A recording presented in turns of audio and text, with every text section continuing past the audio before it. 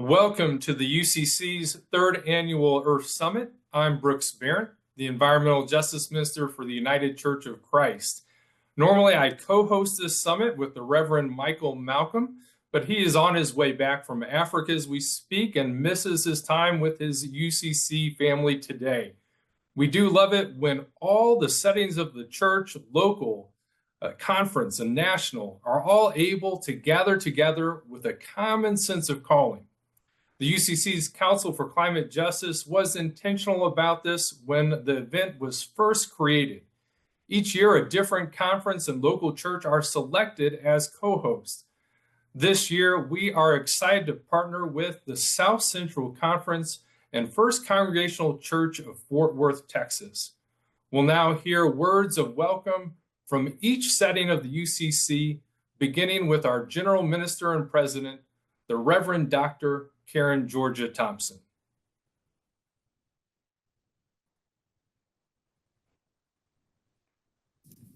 Greetings to all of you as you gather together for this third annual Earth Day Summit in the United Church of Christ.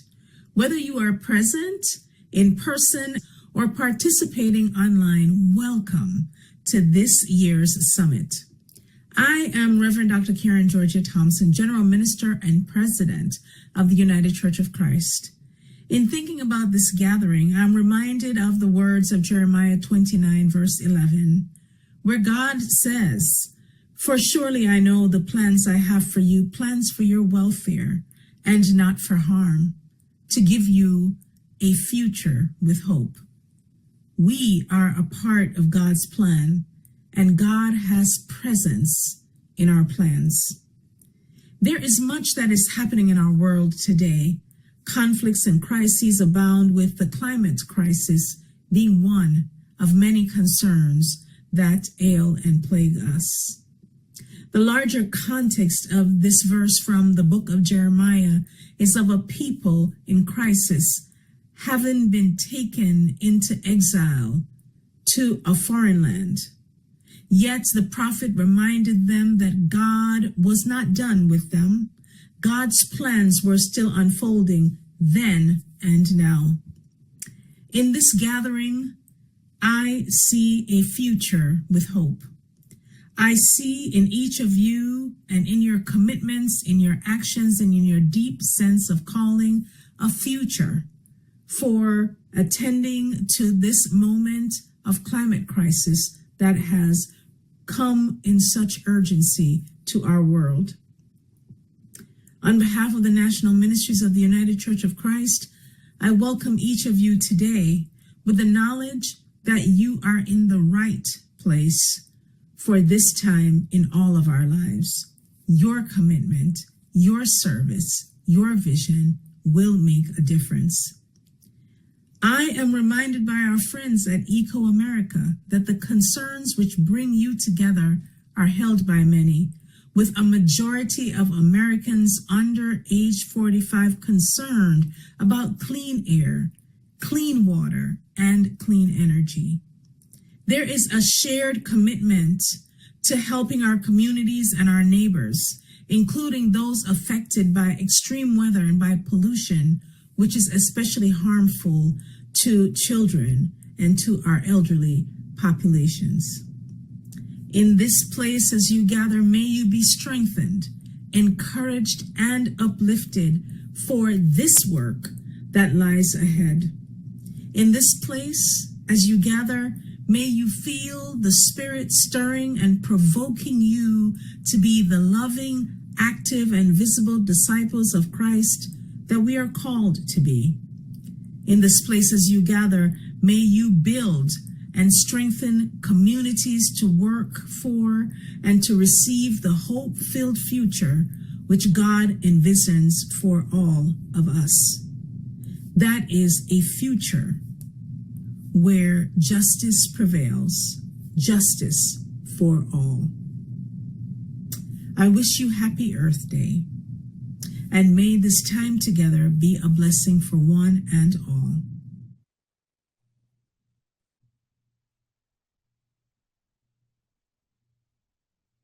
We'll now hear from the Reverend Arlene Turner, the chair of the board for South Central Conference. Welcome to Texas. I am Reverend Arlene Infante Turner, and I bring greetings from the South Central Conference that encompasses Texas, Louisiana, and the part of Mississippi south of Interstate Highway 10. For the past few weeks, my TV has been tuned to the camera in Big Bear Forest, observing a family of eagles. We have seen the eggs hatch, the parents protecting their young, and how these young chicks are growing and mimicking their parents and stretching their wings. We gather today not only for ourselves and our denomination. We gather to live into our covenantal relationship with this eagle family. When God made a covenant with Noah, he made a covenant with all of creation. We too are called to honor our covenant with each other and with all creation. Let us learn to listen to nature, to move in the rhythms of the earth, to flow like the ocean. The very name of God, Yahweh, teaches us to be present to all that is. Let us breathe God's name and be reminded that we are called to be in rhythm with nature, with the breath of life. Yahweh. Yahweh. Yahweh.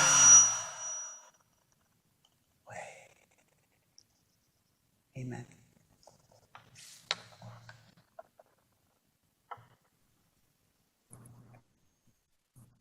Thank you. The Reverend Shannon Michael Pater will now bring us greetings from First Congregational United Church of Christ in Fort Worth, Texas.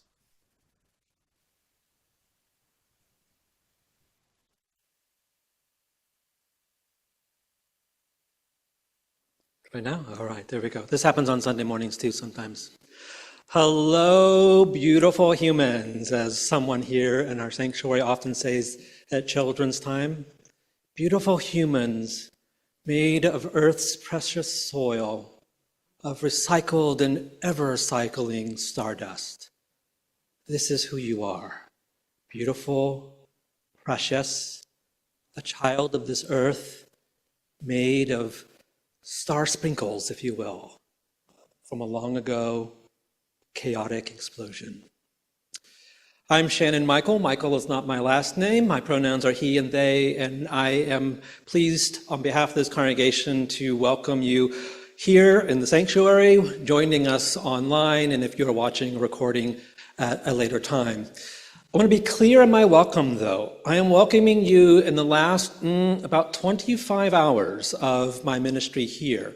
And because of that, I'm the interim, and tomorrow is my last day. Because of that, when we were approached about hosting this event, I didn't even know if I would still be here. And so I want to be clear about that this did not happen because I said yes and did a lot of work around it. It happened because I was asked, and I asked then some folk here, Tracy and the tech team, and I know they'll be named later, they're up in the balcony now. Here, not yes. So we get to share now, here, online, and a video later because of the generous work providing for you. Okay, this happens on Sunday. I am not that you will be safe and well and enjoy your time together today.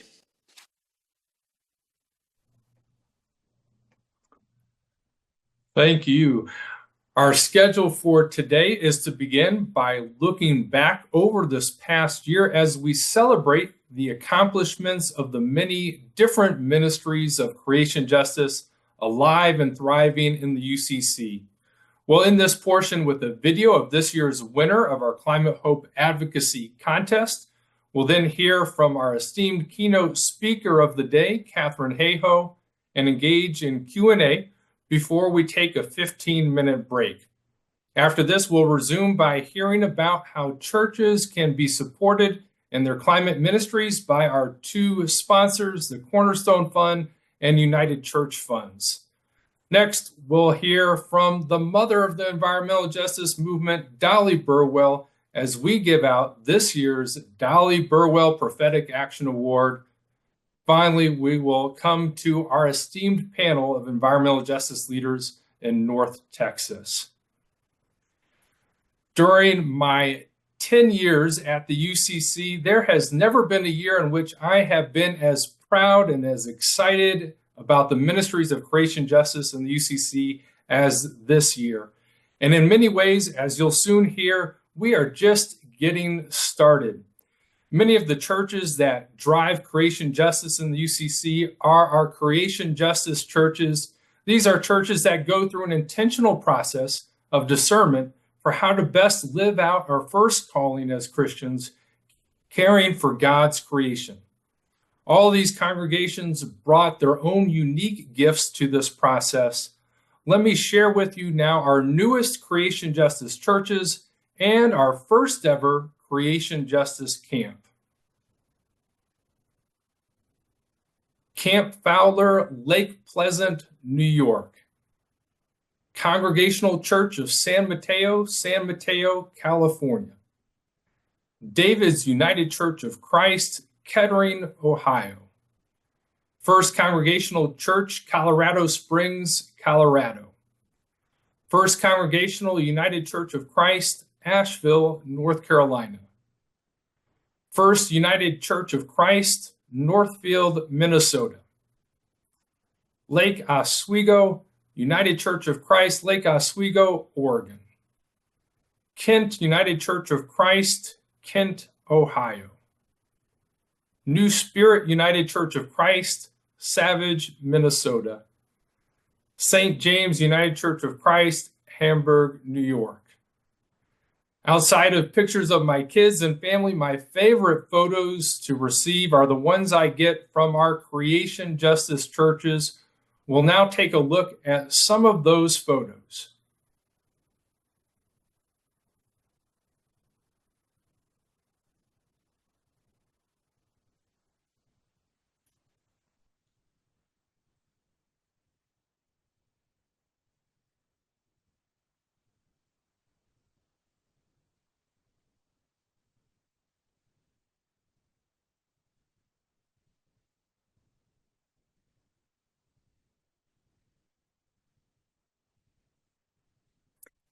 As we look forward to what this year brings, I'm excited to share that thanks to a new partnership agreement with Creation Justice Ministries, the Creation Justice Churches program will now be available to over 30 other denominations. A verse that is central to our identity in the UCC is John 17:21, which says that we may all be one. We'll be connecting, uniting, and working with other denominations on creation justice like never before. The partnership between the UCC and Creation Justice Ministries will also extend to our new Climate Hope Affiliates program, which from the start has been ecumenical, thanks to our local leadership reaching out to those from other denominations as they formed their local chapters. For those unfamiliar with our Climate Hope Affiliates program, it's rooted in a calling to address the interconnected crises of climate change and societal injustice. Each chapter focuses on developing ongoing relationships with members of Congress, the local media, and others in the broader community to protect and advance federal legislation. Let us look at our first affiliates. Our first affiliates that launched in the past month are in Lehigh Valley, Pennsylvania, and Framingham, Massachusetts. In the coming couple of months, we'll be launching affiliates in the Bay Area of California, Concord, New Hampshire, Pennsylvania's 10th Congressional District, where we have churches in Carlisle, Harrisburg, and Mechanicsburg coming together, Ephrata, Pennsylvania, and Atlanta, Georgia. Every year, we try to strengthen and expand what we do for climate justice. And last year, as we were collecting voter pledge cards, the desire to do more was urgently expressed by some of our Climate Hope interns, who brought lots of energy and passion to their work last summer as they spoke at local churches in different communities across the country. Let me introduce to you last summer's 6 Climate Hope interns. Charlotte Alt, Kieran Hebert, Elisa Huguet, Marty Martinez, Wesley Rogers, and Daniel Stewart. Our climate justice ministries are multi-generational. Each year we have our Climate Hope Art Contest for children and youth, with 1 or more winners going to Washington, D.C. to advocate in person with their members of Congress. This year's winner was Natalie, an 11-year-old from Bethlehem UCC in Evansville, Indiana. This year, we will put Natalie's art on an advocacy postcard that we'll collect in churches on Climate Hope Sunday, which will be on September 21st. You may remember we did voter pledge cards with the winning art from last year. Last year, we had a contest to see which church could collect the most voter pledges in and beyond the walls of the church. Part of the winning contest involved both a pizza party and making a video that will have its world premiere right now. Let us congratulate Asylum Hill Congregational Church in Hartford, Connecticut, and celebrate their accomplishments as we watch this video.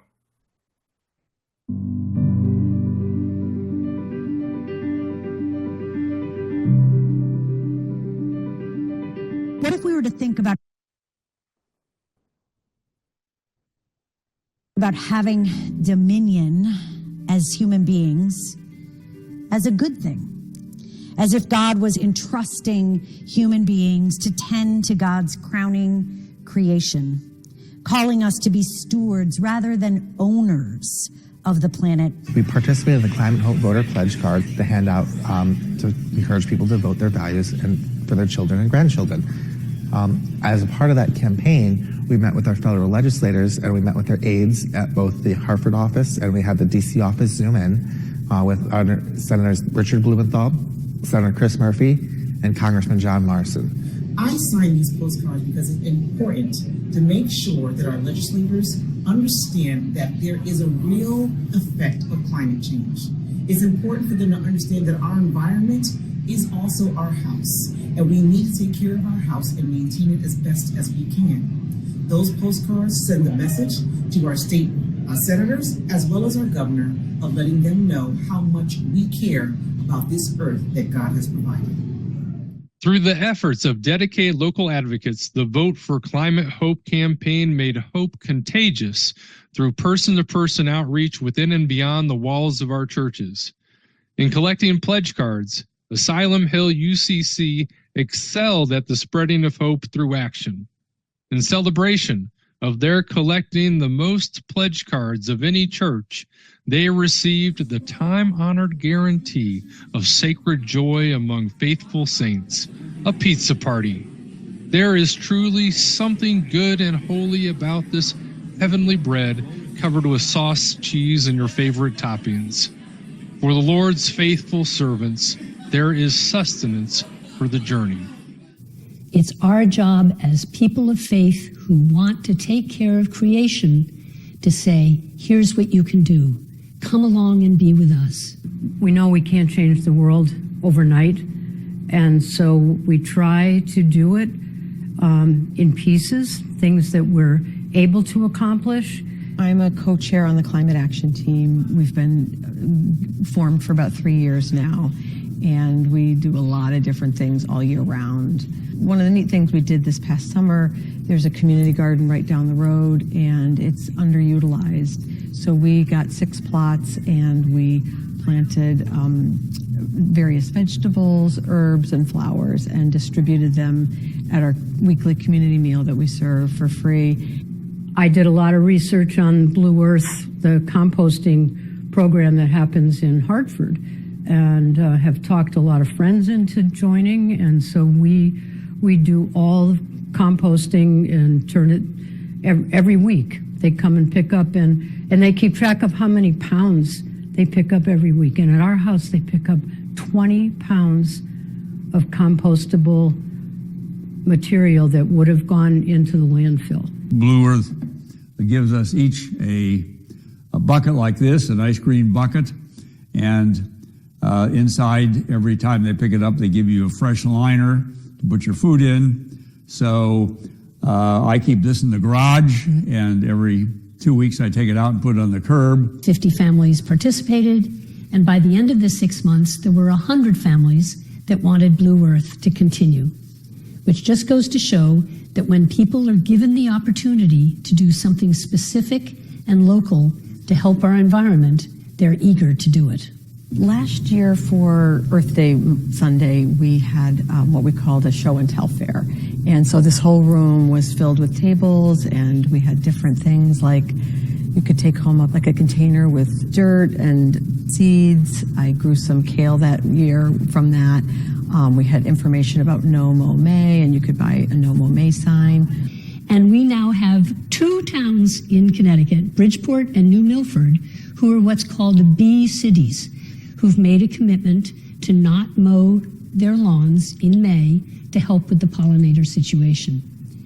And that was a real lesson to me, that if you have a good idea and you persuade people of that idea, some good things can happen.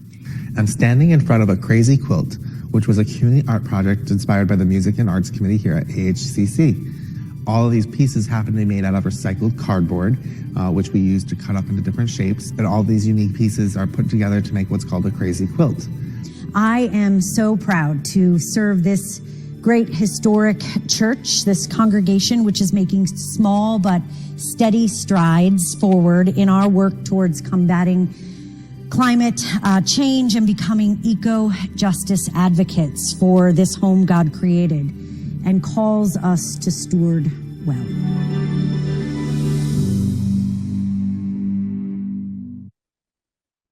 Asylum Hill Congregational Church is truly an inspiring example. We now move to introducing our keynote speaker for today's event. To introduce her, we have none other than the Reverend Jim Antal, the legendary advocate for climate justice, after whom our annual keynote is named. I began paying attention to Katharine Hayhoe when her first book came out in 2009. Thank God, a climate scientist who is also an evangelical Christian, unafraid to make those connections, and uniquely gifted and qualified to motivate people of faith as well as everyone else to take action on climate. Katharine is an atmospheric scientist whose research is focused on understanding the impacts of climate change on people and the planet. She is the chief scientist for the Nature Conservancy and a distinguished professor and endowed chair at Texas Tech University. She has received numerous awards, honorary degrees, and recognitions for her work, including being named one of Time 100 Most Influential People and a United Nations Champion of the Earth. Katharine is a tireless champion of the truth, a witness to the world that the truth is all we need to be set free. Welcome, Katharine. Thank you so much, Jim, and thank you everyone for all of this encouraging news that you have shared with us today. I am absolutely delighted to be here with you to give the Jim Antal Lecture today. And I am a climate scientist based in Texas and coming to you today from Southern Ontario. So let me go ahead and share my screen with you. And I would like to invite you to take your phone wherever you are, or if you're on the computer, you can do this on the computer too. I put the link in the chat, or you can type it in. So with your phone, you can take a picture of the QR code, or you can type in the address pollev.com/Katharine on your computer or your phone. And when you go there, I want to ask you some questions, and then you can use this to ask me questions as we go along. So the first question I have for you is a very easy question, and many of you have already answered this question, but it's just fun to see your answers in a different way. If you go there now, you will see this map, and I would love you to click and tell me where you're joining from. Now, if you are joining from outside the US, and I myself am just north of the border right now, just click on the place that you are outside the US. So if you're over here or up here or down here, just click outside. All right, it looks like we have a lot of people from all across the US and quite a few. I see a few there from the Maritimes and a few from over to the East, Europe or Africa. Excellent. And even from Hawaii. All right, so now that you know how this works, I want to ask you the next question. And the next question I have relates directly to what we just saw. I am very curious learning about all the amazing things that are happening in all the different UCC churches across North America and beyond. I am very curious to know how many of you come from creation or climate justice congregations. So my next question is, oh, I see people are just getting the hang of this. That's good. My next question to you is, here we go. Do you attend a creation justice church? You can say yes, you can say sadly you do not, and you can say I'm helping to create one, which is very, very encouraging and exciting. All right, it looks like we have, numbers are moving up and down here. We have about 28% who do attend a creation justice church. We have about 44% who do not, and we have 28% who are helping to create one, which is phenomenal. So this time next year, hopefully, the numbers of yes, I do could be as much as double, thanks to all of you who are helping to create a climate justice church. All right, so as we go along, I'm going to leave this open.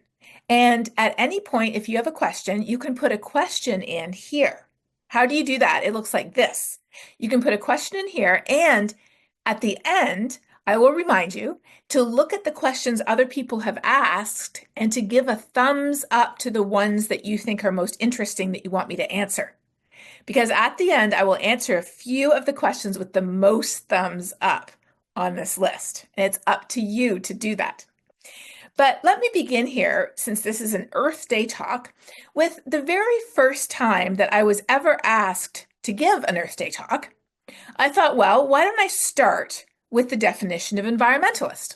And if I went to Google, it gave me a definition of a person who is concerned with or advocates for the protection of the environment.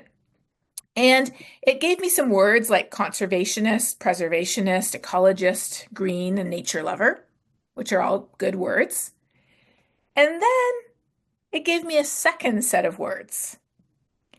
Eco-activist, eco-nut, eco-freak, tree hugger. I was thinking, what? Where is this coming from?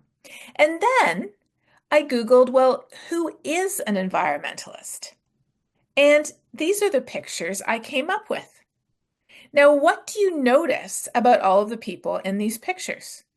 The first thing I noticed was that, first of all, everyone in this picture is white. So it's suggesting that to be an environmentalist, you have to be white. The second thing I noticed is that every single person in here is a man, except for Rachel Carson. So immediately it says, okay, if you're a man and you're white, then if you count, let's see, we've got 1, 2, 3, 4, 50% of the photos here are of people with large beards. And thankfully, Bill McKibben is not in this group, nor is Al Gore, but the majority of people on this page are dead. So when we look at the model that the world has of people who care about our shared home, as this article said in Grist a number of years ago, environmentalism has been successfully cast as a fringe concern rather than the basic universal right of every man, woman, and child to have a safe and healthy air, water, food, land, sea, and natural places, not to mention economies based on security and sustainability rather than corporate profit and destruction. So what I'm highlighting here is the fact that our impressions, our perceptions of why this matters are very much askew. So I have a newsletter, and some of you may subscribe. If you don't, you're welcome to go to talkingclimate.ca and subscribe. It's a free newsletter. And my newsletter this past week was called Isn't Every Day Earth Day? Right? Isn't every day Earth Day? Don't we live on this earth every day? Don't we depend on the air and the water and the resources that this earth provides to us every single day? So isn't every day a celebration? In fact, isn't every breath we take a celebration of this incredible world that we live on? So what is the problem? The problem is that we have been treating our earth for decades and even centuries as if it were flat and infinite.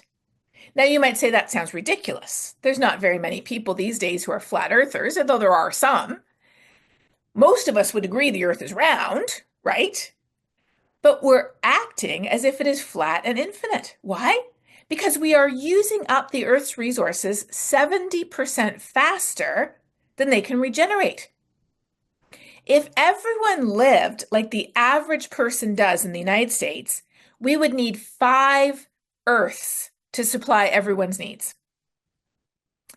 Even countries that are more frugal, like Switzerland, the UK, or China, we would still need 2.5 to 3 Earths worth of resources if everyone lived like us. We are treating our Earth as if it is infinite and as if it is disposable. And because of that, we have created our own problems. We have created a pollution crisis where around the world, an estimated 9 million people die prematurely from air, water, and soil pollution every year. 9 million a year. 3 times more than die from malaria, AIDS, and tuberculosis combined.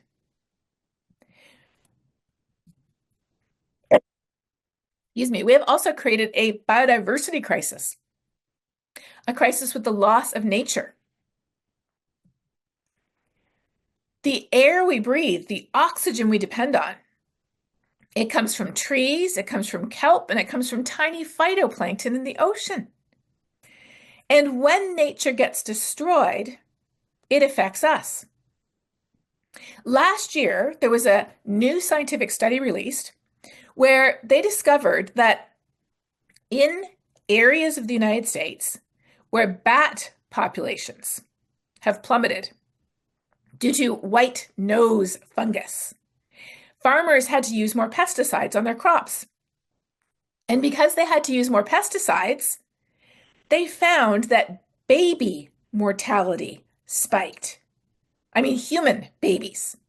In fact, the researchers tracked over 1,000 premature baby deaths to increased use of pesticides because of the death of bats due to white nose fungus. So we have created the pollution crisis, we have created the biodiversity crisis, and we have created the climate crisis. These are all symptoms of a deeper issue. They're symptoms of the fact that we are treating our Earth as if it were flat and infinite, as if there was always more resources to go get, and all the waste and garbage we produce can be put far away where it doesn't bother us. Of course, that's not true. We live on a round planet with 8 billion people. But because of the way we view our planet, we are creating crises that are symptoms of this view, creating pollution, creating biodiversity loss, creating the climate crisis. What is the climate crisis? Well, in a nutshell, our planet has a natural blanket of heat-trapping gases. The sun's energy shines down and goes through this blanket almost like a window. The Earth heats up and gives off heat energy. And just like a blanket on a cold night traps your body heat, keeping you the perfect temperature, in the same way, this naturally occurring blanket traps the Earth's heat, keeping us the perfect temperature for life. We would be a frozen ball of ice if we did not have this natural blanket. So what's the problem? The problem is that by digging up and burning coal and gas and oil, that's 75% of the problem. 25% of the problem is deforestation, cutting down trees, large-scale industrial agriculture. By doing all of these things, we are producing more and more heat-trapping gases that are building up in the atmosphere, wrapping an extra blanket around the planet, causing it to warm. And although we often refer to this issue as global warming, related to how the planet as a whole is getting warmer, what I often call it myself these days is global weirding. Because wherever we live, the weather is getting weirder. We know that we've always had heat waves, but they're getting stronger and more frequent and more dangerous. We've always had wildfires, but they're burning greater area because it's hotter and drier with stronger winds. We've always had droughts, but they're getting more intense. We've always had hurricanes, but they're much stronger than they used to be, and they're dumping much more rain. We've always had atmospheric rivers on the West Coast, but they're getting stronger too, and our heavy rainfall is increasing simply because warmer air holds more water vapor. So when a storm comes, there's more water for that storm to pick up and dump on us than there was 50 or 100 years ago.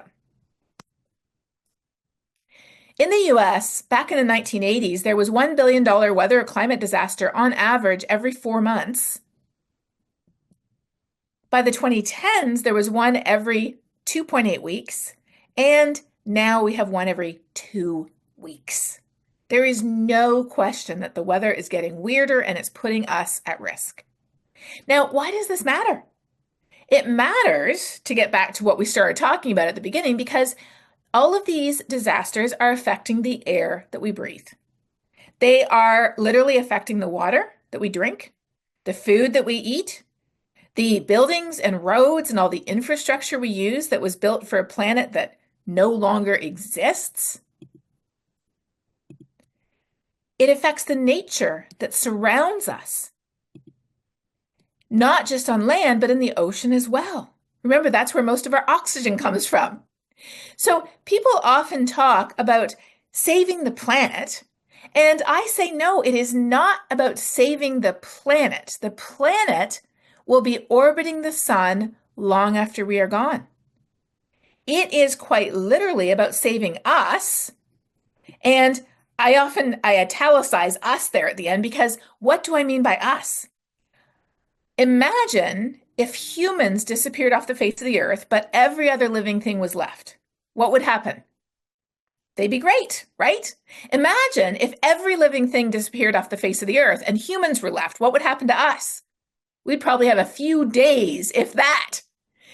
When I say it's about saving us, I mean it is about saving every living thing upon whom our own lives depend.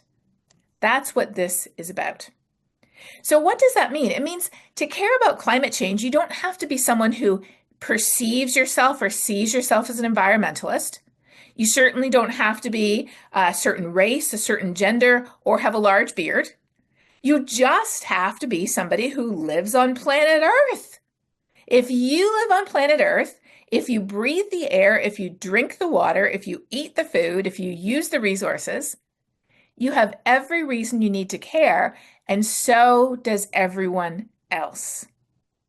You don't have to make them a different version of who they already are. As long as they're a human being who lives on planet Earth, they have every reason they already need to care. And that's really important, because often we try to get people to care for the same reasons we do. So for us, as people of faith, one of the biggest reasons why we also care, in addition to being humans living on planet Earth, is because of what the Bible says. And in the first book of the Bible, Genesis, chapter 1, it says, God spoke and said, "Let us make human beings in our image to make them reflecting our nature for a reason." So that they can, and the Hebrew word here is rada, so they can rada every living thing that moves on the face of the earth. Now, what does rada mean? Well, elsewhere in the Bible, the same word is used in many places, and I'll just show you one example. This is talking about God doing this. And it says, may he rada from sea to sea to what? To deliver the needy, the afflicted, and him who has no helper, to have compassion, and the lives of the needy he will save. So this is very much the spirit of what this word means. And then elsewhere, of course, in the Bible, it talks again and again about the importance of walking in love, as we ourselves have been loved, by recognizing and distinguishing ourselves by love. The only thing that counts is when our faith expresses itself through love.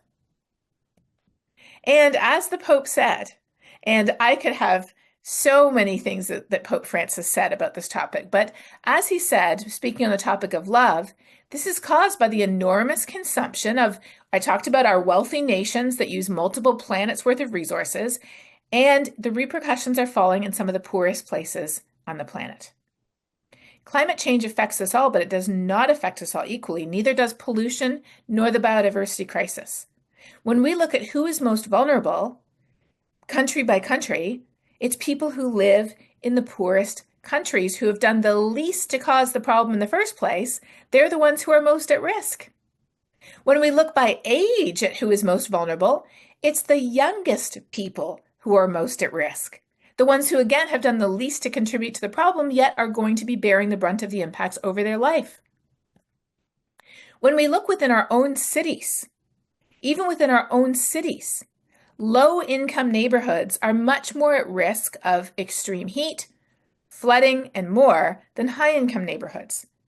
If the same heat wave hits the same city, a lower-income neighborhood can be up to 15 degrees Fahrenheit hotter, that's over 7 degrees Celsius hotter, than a higher-income neighborhood in the same city. And this is true for Canada. It is true for the EU as well. It's not just an American phenomenon. And the main reason is lack of green space due to historic racist redlining practices. So these issues affect us all, but they don't affect us all equally, and that's not fair. Moreover, when this happens, it is not an expression of the love that we are called to share. In Texas, they sometimes put the Bible on road signs, and I really like this one. That love thy neighbor thing, I meant it, signed God.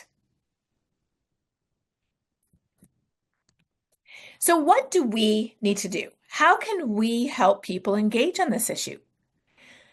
Around the world, 89% of people are worried about this and want their government to do more. 89% around the world. Even in the United States, 64% of people are worried about climate change in the US. Even where I live in Texas, 42% of registered Republican voters are worried about climate change, and 94% of registered Democrat voters. So most people are worried, but we haven't connected everything we know in our heads about climate is changing, it's getting warmer, the weather's getting weirder, what are we going to do? We haven't connected our heads to our hearts. Why does it matter to me, to the people, places, things I love? We haven't made the head to heart connection. And even more importantly, we haven't made the heart to hand connection. Because we could have the whole world worried, but if we don't know what to do, we'll do nothing. So often we think that me and everybody I know were worried, but most people who don't want to talk about it, they're not worried. But when we look at the data shows that in fact, the majority of people are worried, but they don't know what to do about it. So they don't want to talk about it. Do you like to talk about something that you're worried about that you don't know what to do about? A few people do, but most people don't. And I'm in that category myself. I do not like to talk about something if I'm worried about it, but I don't know what to do. In the US, that big green area in the middle, that represents 56% of the entire population is worried but not activated. And you know how many are activated? 8%. Only 8%. Here is the data on this. So across the US, researchers at Yale University asked people, do you think global warming is real? County by county, you can see just about every county is more than 50%. The darker orange it is, the more people said yes. So they said, do you think it's happening? And people said yes. Are you worried? Yes. Is it going to affect you? All of a sudden, these numbers drop. What is this? This is the head to heart gap. People have not connected what's happening and why it matters to them. And then they said, do you ever hear about it? And people said, no, we don't hear about it. In fact, in my newsletter just this week, I talk about how there's 2 new studies that just came out showing that we silence ourselves. We do not talk about this. And because we don't talk about it, we don't think anyone else cares. This is not only the case in the general population, this is actually specifically the case in the Christian church. A study just a few weeks ago found that the majority of Christian religious leaders in the United States accept the reality of climate change. Nearly 90% of religious Christian leaders in the US agree that humans are driving climate change. 90%. But they never talk about it. And if they did, the survey also asked churchgoers what would happen if you found out that your minister or your pastor or whoever it is who's in charge of your church, what would you do if you found out they thought climate change was real and it was urgent and we had to do something about it? They would want to do something about it. So we cannot underestimate the importance of having these conversations, because I think of it like a long row of dominoes leading to a better future. The first domino is having a conversation, and we're not doing it. Because if you don't talk about it, why would you care? And if you don't care, why would you ever do anything about it? Now, I want to be very clear. I am not talking about arguing with the people in our lives who are dismissive. Many of us have a family member, a neighbor, a coworker who every day is bringing up, oh, there's more polar bears now than they used to be, or the world's getting cooler, not warmer, or scientists are just in it for the money, or the planet's getting greener, or whatever it is that they're saying. I am not talking about arguing with the dismissives in our life. They are 11% of the population, and my personal definition of a dismissive is someone who, if an angel from God with brand new tablets of stone that said global warming is real in foot-high letters of flame appeared to them, they still wouldn't change their minds. So I am not talking about arguing with the 11% dismissive in our life. I am talking about having conversations that do what? They help to connect the head with the heart, and the heart with what? The hands, for people who are alarmed, concerned, cautious, disengaged, and even doubtful, but not dismissive. That's what I'm talking about. So I got to this point once when I was talking with a group in Iowa a few years ago, and someone said, okay, I get it so far, I'm tracking. But how do I tell people about the polar bears? I said, well, unless there's this secret population of polar bears in Iowa that I've never heard of before, you don't. That's not the heart for you. If you are a polar bear, or if you live around polar bears, then yes, you could definitely talk about that. But if that is not the people, the places, and things you care about, that's not what we talk about. But all too often, what we talk about is ocean circulation, or Arctic sea ice, or global temperature, or polar bears, or something that's far away from us. We're worried, and so we share more scary information. But here's the thing. If the people we're speaking with are already worried themselves, and remember, 56% of people in the US are worried but not activated, then more scary information just makes us even more worried, and that actually paralyzes us, and inaction results. Tali Sharot is a neuroscientist, and she says something really interesting about how our brain works. She says, fear and anxiety cause us to withdraw, to freeze, to give up rather than take action. So when we share more scary information with people who are already worried, it actually paralyzes them even more. Instead, I make that head-to-heart connection by talking about cotton farming if I'm talking to a farmer in Texas, by talking about my kids, like my colleague Joellen, who lives in Arizona, who has to wake up her kids before dawn in the summer because that's the only time it's cool enough to play outside. Talk about how it felt to breathe in the wildfire smoke a year ago last summer. Or what happened to our house or our insurance rates as disasters increase. Or how our city flooded. Talk about what's happening in places where we live. We have to connect our head to our hearts, and then we have to connect our hearts to our hands. How do we do that? Well, people are willing to change if they think what they do will make a difference. That's called efficacy. But today, more than 50% of Americans feel helpless, hopeless, and they don't know what to do. So what do we have to do? When climate changes and we get worried, what do we need to share? You know, we need to share heart and hands.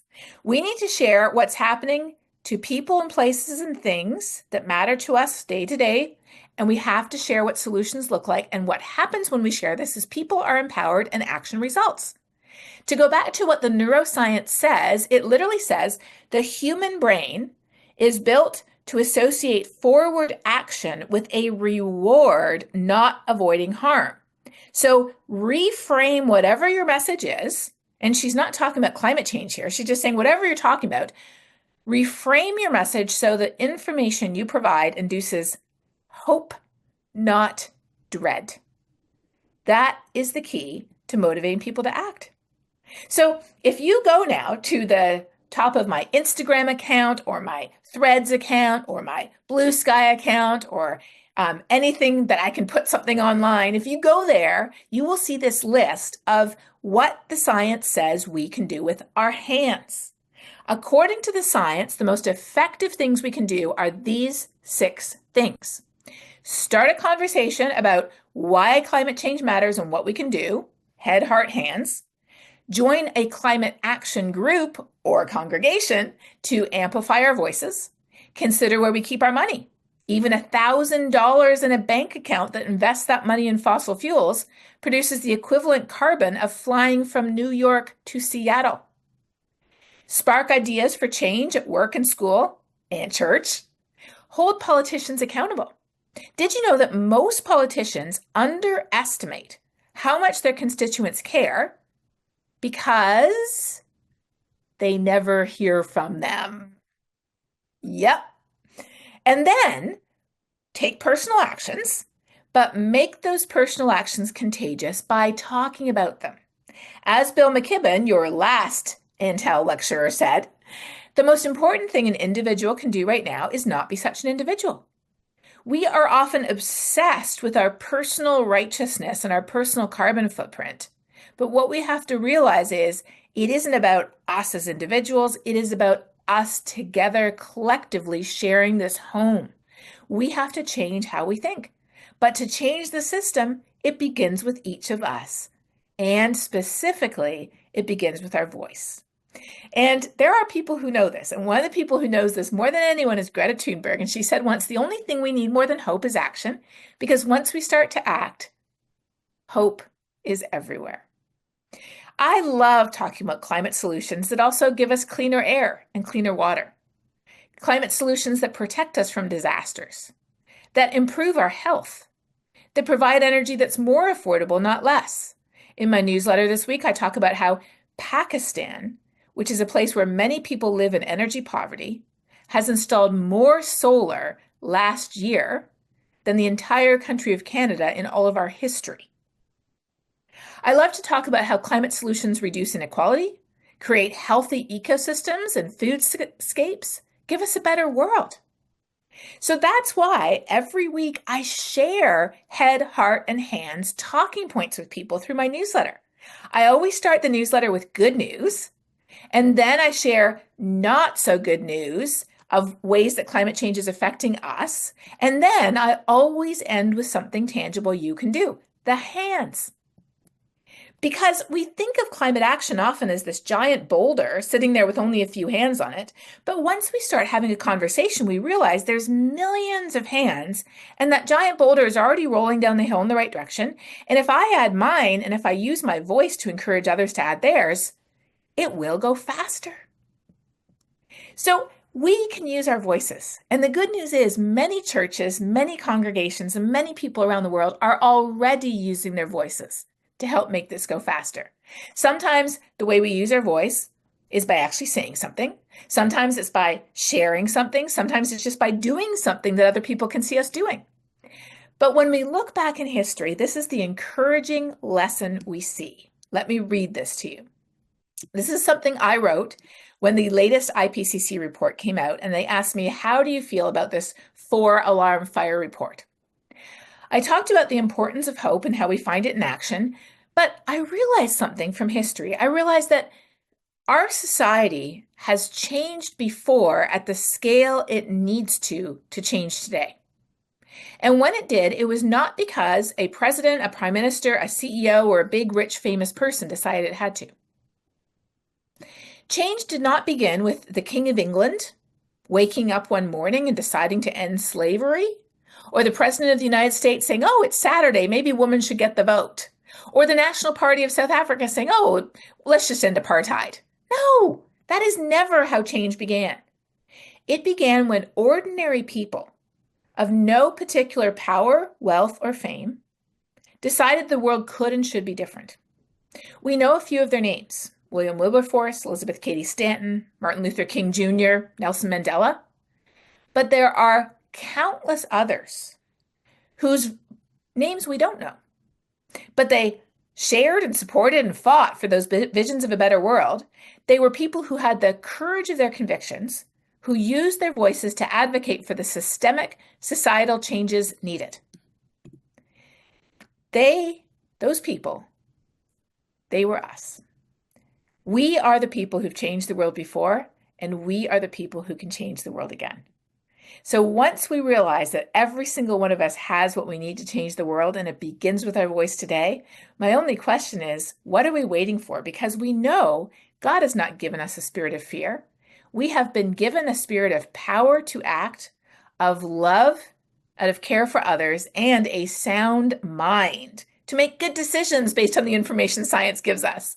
So if this is what we have, what are we waiting for? Thank you.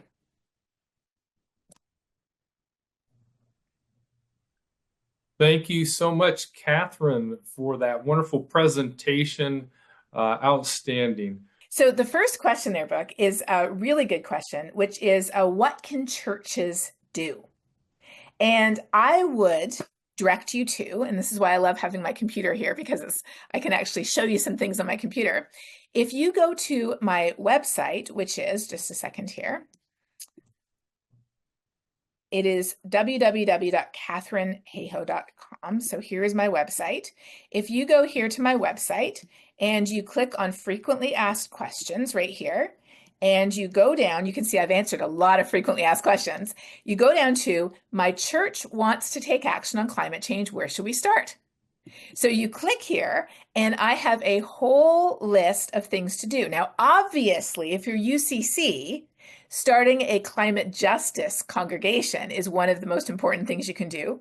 But I also have all kinds of other links here to organizations that are all about how do you talk about climate change? How do you teach about climate change? What are some books or study resources you might consider? What are some video series you might want? What could a youth group do? What are some sermon ideas? What are some ways to practice good stewardship? What are some ways to engage the community and be a good witness to the community about our priorities as well? So check out this website because I have all kinds of resources here. And the most important thing is to do something and then share it. Talk about it with other people so that they know why it matters too. So the next question is probably the most frequently asked question that I get, which is, what is one thing we could all do to make a significant positive impact on our environment? And that is such a common question that I mentioned before that if you go to my Instagram account, and I'll actually show you this right here. Let's see. If you go to my Instagram account, there we go, or you go to my Threads account, or you go to my Blue Sky account as well. Here we go. And you just go down right here. The very first post that I have right here is my answer to that question. But let me dig a little bit more into this though. Often people expect that I'm going to say, eat more plants, or get solar panels, or bike or walk instead of driving. And all of those things are good things to do. But the most important thing any of us can do has nothing to do with our personal carbon footprint. Now, this is really hard to understand, so let me repeat this. The most important thing we can do has nothing to do with our personal carbon footprint. Why is that? Because even if all of us who could did everything we could to reduce our footprint, we couldn't get it down by more than 50% because of the system we live in. And many people don't have the resources to make those changes because they're more difficult than the status quo. And in some cases, they're even more expensive than the status quo. And when we look to history, that is not how systemic change happened either. Did abolitionists boycott sugar and cotton? They did, absolutely, because they wanted to live true to their values. But was that what ended slavery? It was not. Using our voices is the way that we individuals have catalyzed systemic change in the past. So that is why I love that quote from Bill McKibben here at the bottom. As Bill says, the most important thing an individual can do right now is not be such an individual. When we use our voice to engage others and help us together make changes and choices in our families, in our churches, in our schools, in our place of work, in our cities, in our states and beyond, that is when we start to change the system, and that is how we change the world. All right, thanks. I think our audience of Fort Worth is probably using your app, so let's keep on rolling with the questions coming to you through that. Sure. I'm just going to put my website link there in the chat if people are interested in the website with the frequently asked questions. And there we go. My newsletter also is there. So the next question we have is, let's see. And this is why I love the upvoting. Thank you, everybody, for upvoting. How do we fight to have a cleaner climate when we live in a consumer society? This is exactly why we have to use our voices. Our voices are so powerful to help people understand what change looks like, what actually makes us happy and what doesn't, and why we need systemic change. Let me put it another way. We need the easiest and the most affordable choice for everyone to also be the best choice. And right now, unfortunately, it isn't. It's easier to buy a $1 hamburger that might even be made from meat that was farmed by cutting down Amazon rainforest than it is to find a plant-based burger. It's easier and cheaper to find a gas-powered used car than it is to be able to take public transportation in most cities. We have to change the system, and that is why our voice is the most important resource we have. All right, should we take another question? Go for it. Okay. Okay. We have got a couple, let's do a short speed round because I know that there's more coming up in the program. So the first question was the impact of animal agriculture. So animal agriculture uses a disproportionate amount of land, water, and resources, and it is also responsible for just over 20% of our heat trapping gas emissions as well. We use much more animal products than we need to. So eating lower down the food chain, eating chicken rather than beef, eating fish rather than chicken, eating plant-based meals rather than fish. The lower down the food chain we eat, the lower our impact on the planet and the number of other planets that we need.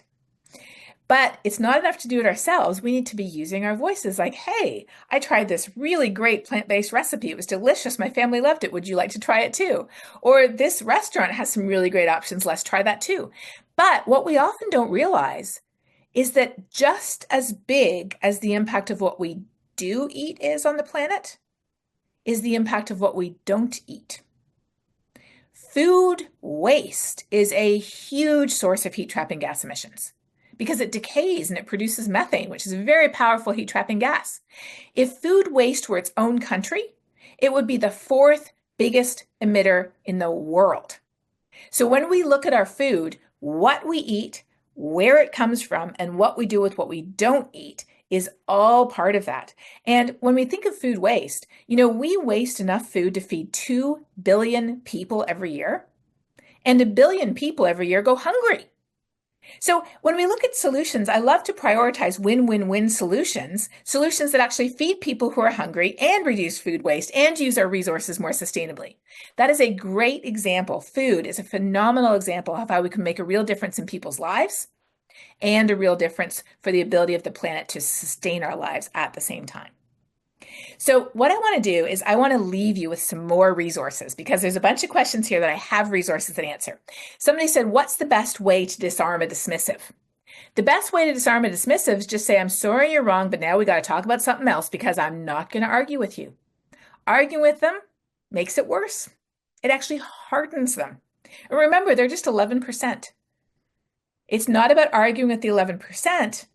It's about helping most people who are already concerned, but they don't know why it matters and what they can do, make that head to heart to hands connection.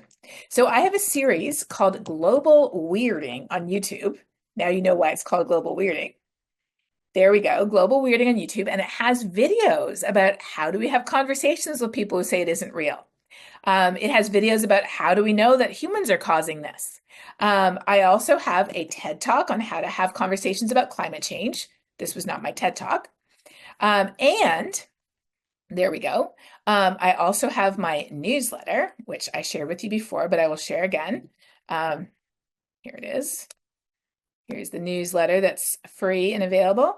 And then lastly, I wanted to share that I also have a book called Saving Us, which is a great book to use as a discussion guide in small groups. And in fact, if you go to my website, I even have discussion guides to go with the book for churches and for non-faith-based audiences. So if you're looking to dig into this deeper, you're curious about how you would do this, what it would look like, and whether you can get conversations going with others, I would encourage you to check out the book and maybe even have a book club or a book discussion about it.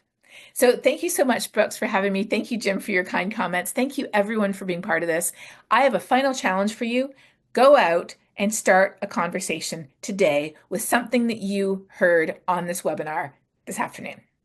Thank you. Thank you, Katharine, for helping us get our head, heart, and hands connected. What a terrific keynote and Q&A. Thank you so much for inspiring us. Lots of gratitude to you. Welcome back. This year, we are incredibly fortunate to have two sponsors for this summit that made today possible and that play an important role in helping our churches address climate issues year-round. From financing solar panels to divesting from fossil fuels, United Church Funds and the UCC Cornerstone Fund have been a vitally important part of what we are able to do and accomplish in the UCC. Let us hear from them now. From the United Church Funds, we have with us today Matthew Ilian, the Director of Responsible Investing. Thank you for joining us, Matthew. Tell us about the impactful work that you all have been doing. Thank you, Brooks, and greetings to those of you in Fort Worth and attending online. I'm grateful for the opportunity to be with you today in support of this summit and also on behalf of United Church Funds, which is a financial ministry of the United Church of Christ. At UCF, we seek to invest in a just and sustainable world, and we seek to be your church's or organization's trusted partner in helping make prudent investment decisions for long-term investment assets, which is a role that we serve for over 1,200 churches and ministries across the UCC and beyond the UCC who have entrusted UCF with over $1 billion in investment assets. Like you, we believe this is a critical moment for people of faith to take action. And we believe that we're called to be a steward of every resource. And I appreciate Katharine Hayhoe for recommending that we also consider where we keep our money invested. And to this end, all of UCF's investments consider both social and environmental factors. And many of your churches have invested with us and also in our Beyond Fossil Fuels funds, which were created to enable faith-based organizations to ensure their endowment is fossil fuel free. If you'd like to learn about sustainable and responsible investing and how your church can align your values with your investments, more information can be found at our website, ucfunds.org. I will also drop my email in the chat right after this. I also recently published a report on how we use bonds, and in particular green bonds, to invest in a sustainable future. And I believe a link to this report will be sent in the post-webinar email, so you can look at that.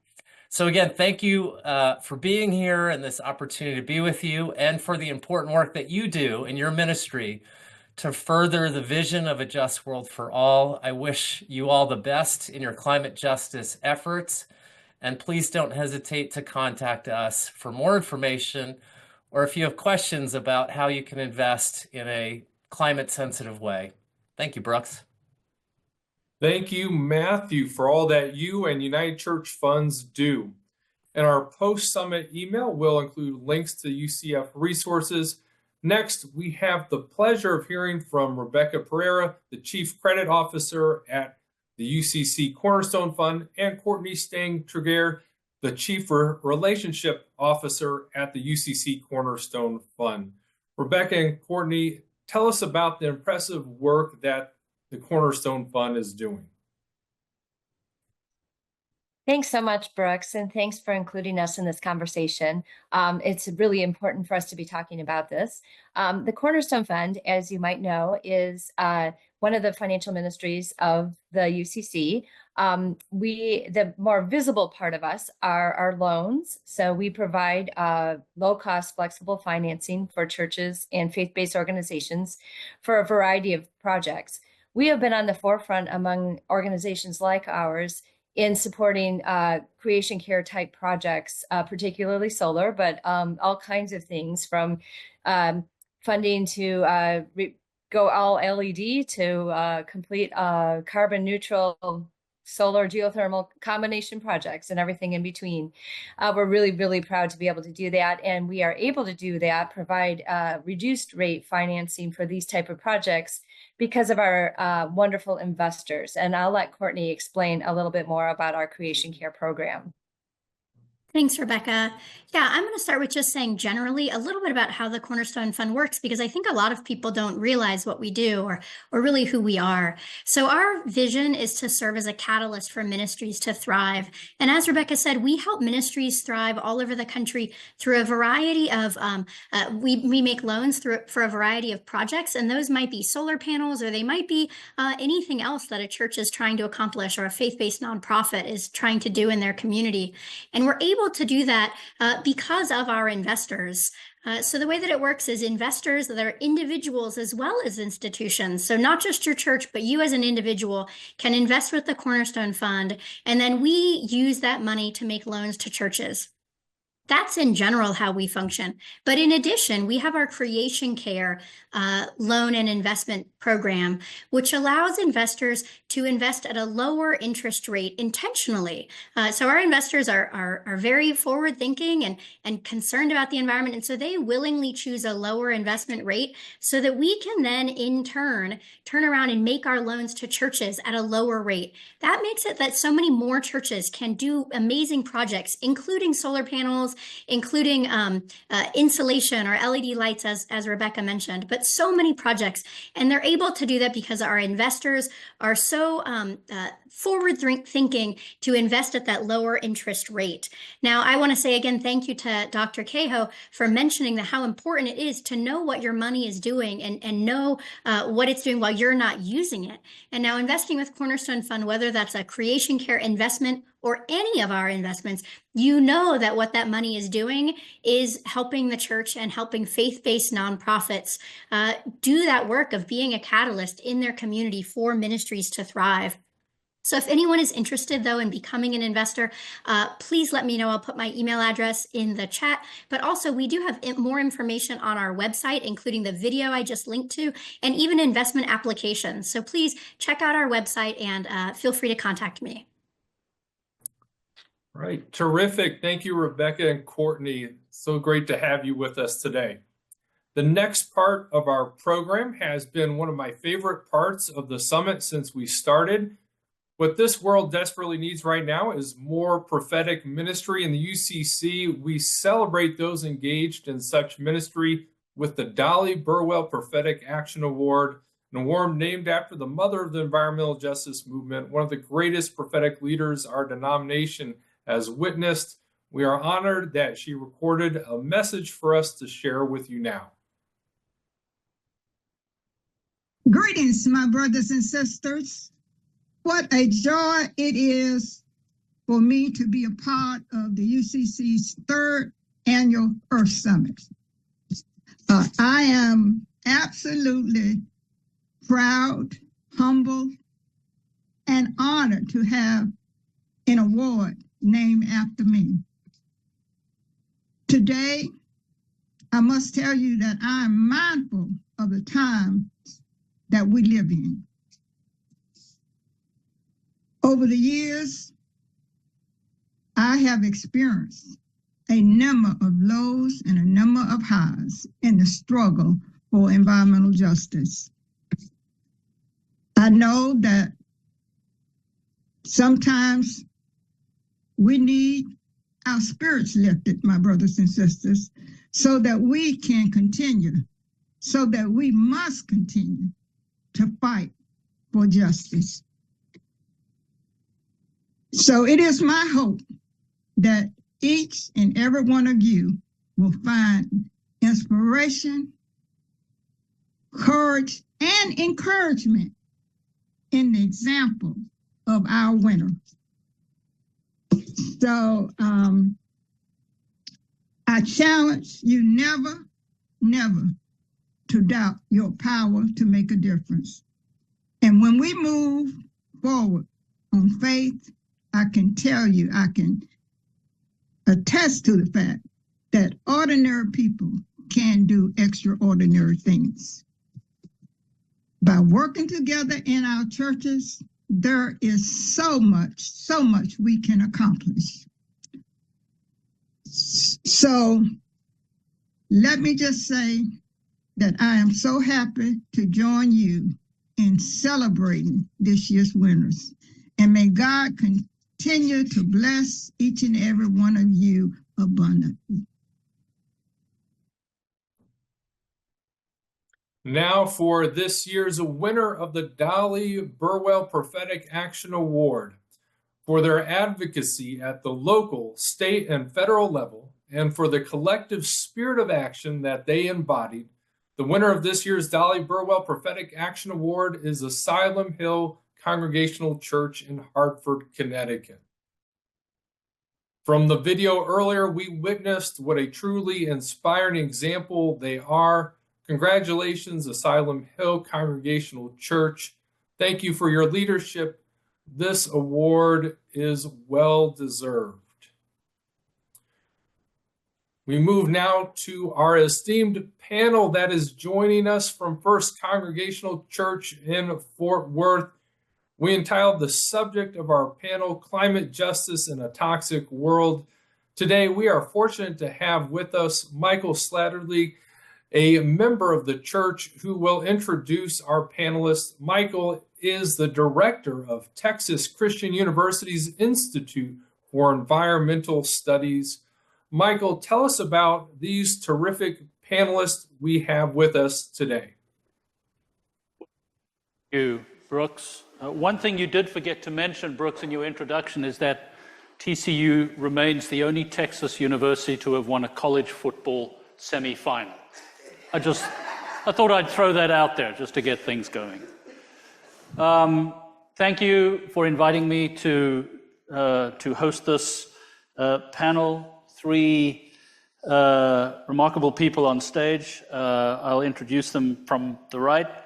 Caleb Roberts, we just met briefly this morning as well, is the Executive Director of Downwinders at Risk, which has been organizing for environmental justice in North Texas since 1994. Caleb brought to this work a background in community organizing around issues of transportation, economic development, and affordable housing.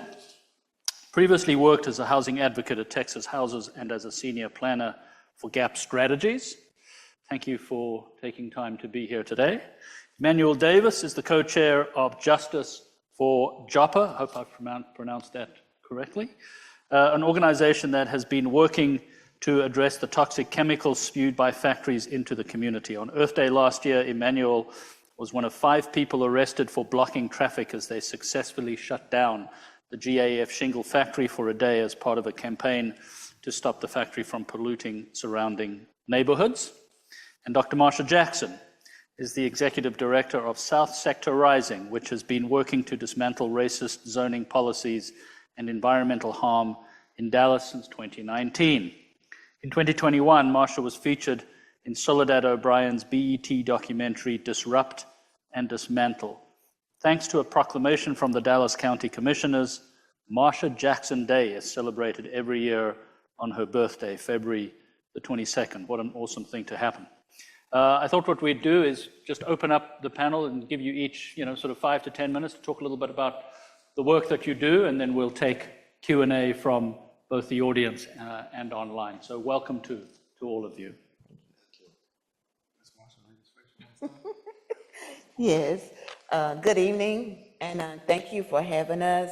My name is Dr. Marsha Jackson. I am the executive director and also one of the founders for Southern Sector Rising in Dallas, Texas. As the introduction did say, that I started because of 180,000 tons of roofing shingles right next to my house that's surrounded. Started as a loner fighting shingle mountain until I met up with Downwinders and other allies. So just to understand that it doesn't just start with just one person. We might start it, but then we join together as a coalition to fight successfully and have a removal. So glad to be on the panel with the other 3, that we all work together. We stay in different communities and different organizations, but when there is an issue, we'll work together and combine for a positive solution.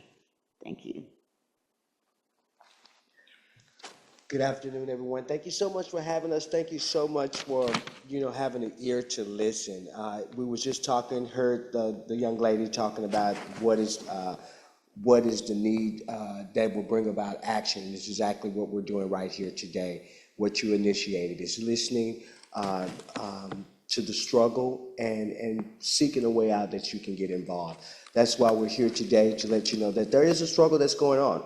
Once again, my name is Emmanuel Davis. I am a community member of the community Joppa in Dallas, Texas. It's a freedmen's community. It was established in 1872. Around about 1955, we had the industrial industry to start booming in that area. So they started surrounding it with factories, knowing that individuals were living in that area for whatever reason.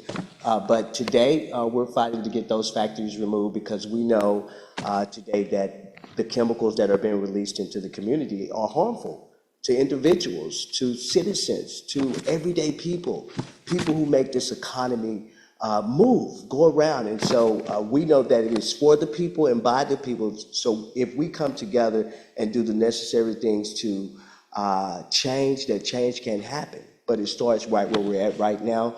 I was blessed to be a part, just like the gentleman said, a part of a movement in West Dallas. One of our friends over there, their community's been suffering since the 80s that I know of, but probably longer than that. But I was actually born in that community and was affected by the lead plant that was located on Singleton. Now there's a roofing plant there, and doing the same thing, polluting the community. And the things that we have been doing, we have been initiating colleges to come out and do studies in our community, in the community of Joppa and also West Dallas.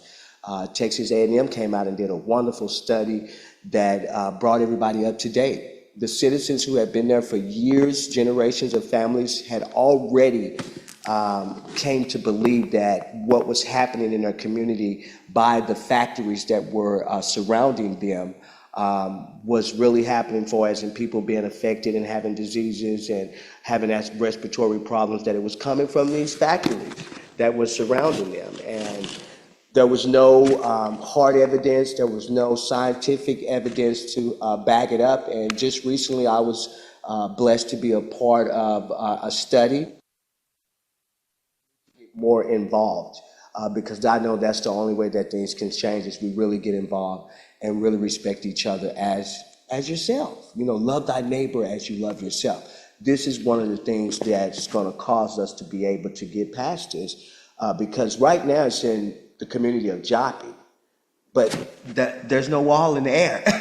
So it might be falling on them now, but as we can see with global warming, how the wind is getting stronger, how things that we don't have any a way of affecting, so we think, due to lack of study or our officials really stepping in and saying, okay, we're going to go with what they're saying and we're going to move.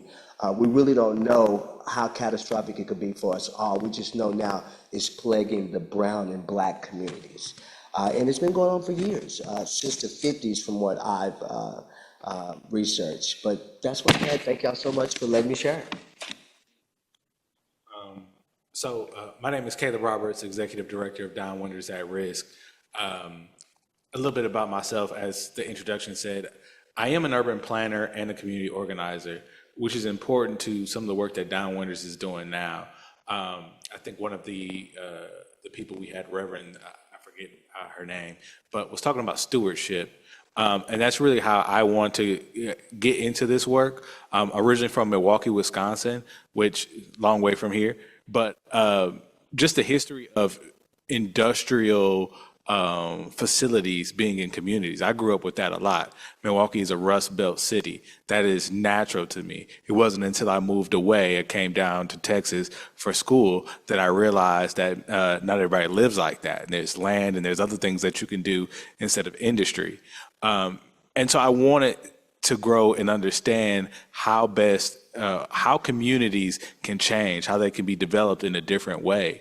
And really started getting my eyes open through other types of things, not even just environmental things, housing, transportation, economic development. These are all go together when we talk about the communities that are affected. I was introduced to Downwinders. I was a part of the board for a while, and then was offered to become executive director. And what really we're focusing on now is how can we get everyday people to be a part of some of the fights. You just heard about Dr. Marsha Jackson at Floral Farms and how she's trying to change her community. Mr. Davis and what they're doing in Joppa. There's several other cities in Dallas, and there's several other areas of Fort Worth, not too far down the street, that are dealing with this. So this is not just something that affects Dallas. I want y'all to know that Fort Worth, and we work, I drive out here monthly to do work in communities, because this is all over the place, and it may be down the street from you all. And some of this conversation is to open your eyes about things you see every day and don't realize there's atrocities happening. So when we talk about land use, how do we touch what is actually happening in environmental justice today? A lot of what the problem is that we don't have a space for these industries to not affect people, and to also have the type of treatments they need away from residential areas that can truly affect some of the emissions that they give off. Right now, because of racist history, we talked about redlining. One of the things that people maybe not connected redlining is redlining told people where they loans, but also dictated where businesses could get loans. So if you were in a red area, that would be a perfect place for a business to get a loan to operate an industrial facility. They would not get ones in those other areas deemed up and coming or highly developed. So that's where you get a situation where community and industry are put, as at a certain time you can only get a loan business if you occupy those certain spaces, and that still affects it today. A lot of these communities have never gone through a rezoning process, have never been able to dictate land use and what they want around them. They've never been able to say, we want this area to be a park, we want this area. Those decisions were made by the city on a top-down perspective. With Downwinders, our community partners, everyone we're trying to influence is to say that communities have the right to self-determination. This is one of the guiding ethos that allows us to really take hold of how the climate movement is affecting us on the ground. If people have the right to self-determination, they have the right to say what's going to be around them, how they want their families to grow and live. And if we're able to do that, I think we're able to do more of the stewardship, back to the original point, the stewardship that we're allowed to have. If you don't have control over your community, you have no say. You're not allowed to be stewards. And who else to dictate what's happening in the area than the people that live there? So that's just a bit of, I think, of how everyone can get involved. These are local decisions. These are not national, whatever happens federally, statewide. These are local decisions, things that you and I both have the power to have say over. So thank you. Great, thank you. So we'll keep this, I think, relatively informal. We've got some time for a Q&A, and I don't know if there's questions from the audience or any of the questions online. There is a hand at the back. Tracy, I don't know if you have a portable microphone or... Okay, we're going to write the question down and then bring it up here. In the meantime, Emmanuel, you made a comment, you grew up in Joppa. I'm interested if each of you could just very briefly give us a sentence or two on what inspired you. What was your inspiration to do what you do? Is it a moment, a movement, a person? You said you were born and raised there, but was it something more than that got you to become an advocate for what you do? Yes.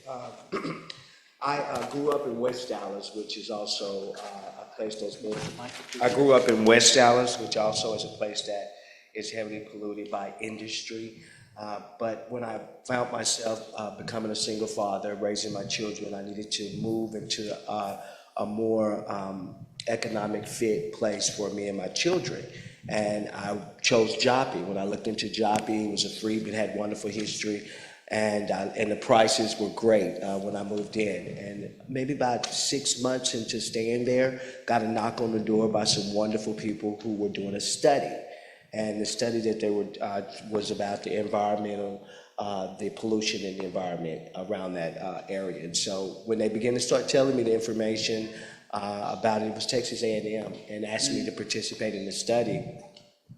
Less than 2 months into the study, they came back and they was like frantic. They was like, oh, we got to change our approach because what we have found thus far is so catastrophic to this community. We can't go at the pace that we were going at that moment. And I was like, well, can I get involved? Since I'm here now in Joppa and also as a child in West Dallas and hearing what the people had went through when I was a child, I could not stop myself from not getting involved. Yeah, interesting. Dr. Jackson, what was your... I've been a community activist for years, decades, and the roofing company came next to my home, and it was 100 feet less than my bedroom. And so when people came there, they really thought that those roofing shingles had been there for years. It has not. Within 1 week, they grew over my bedroom. Then they surrounded our community. Did exactly what we're supposed to have been doing, calling the CD, calling the code, nothing would happen. And we had to continue fighting. Because my family endured this health hazard, as you can continue hearing me talking, that you might hear my voice fade away. My vocal cords have been permanently damaged because of the pollution.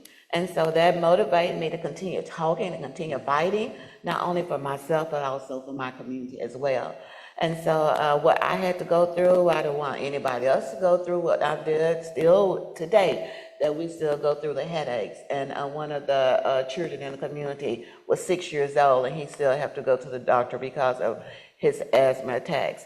But therefore, it didn't only stop in the community. We were successful in May that we went through our authorized hearing, and we have our community rezoned to avoid a heavy industry next to residents.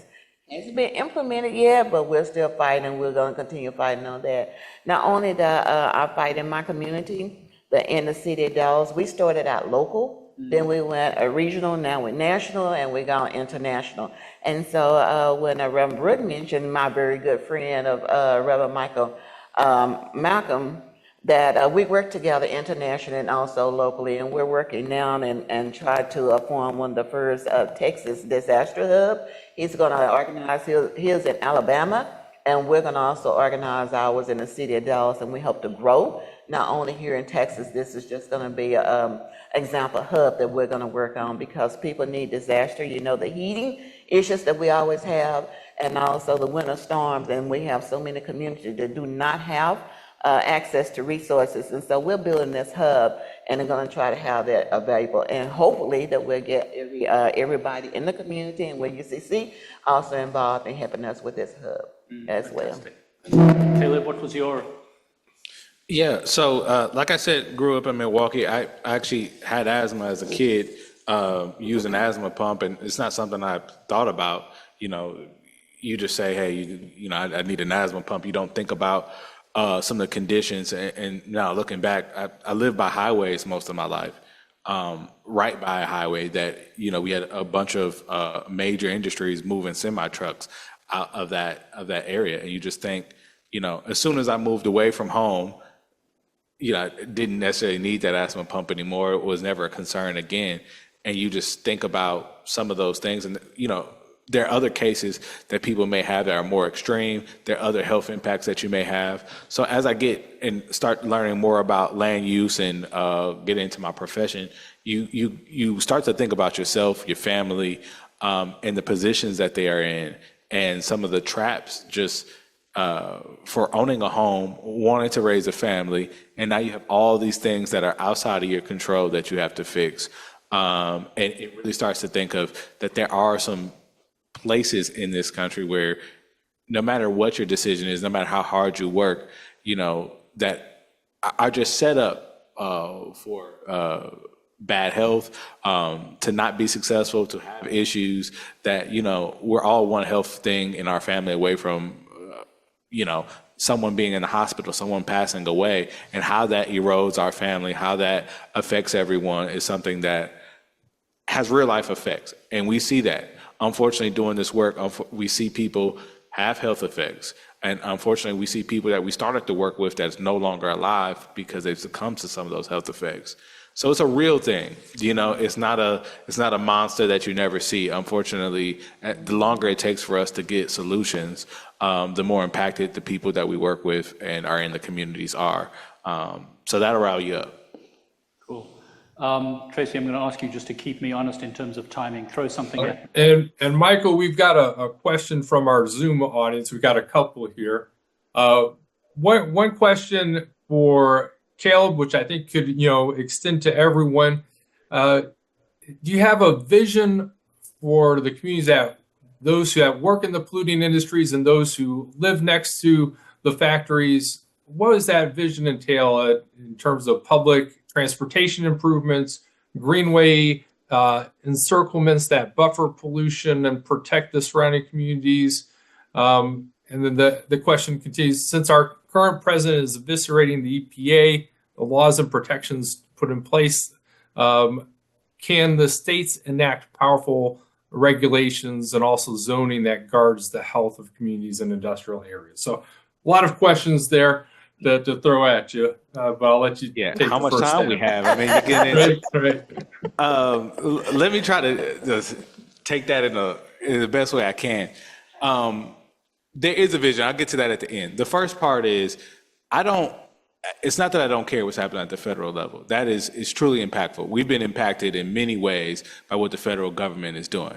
And we know the state's not going to be a help to us on this front. I think we all understand that. If you're involved in any environmental concern, that's just the truth of the matter.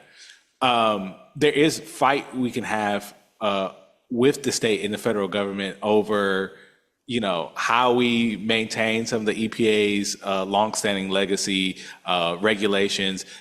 A lot of that is a legal fight.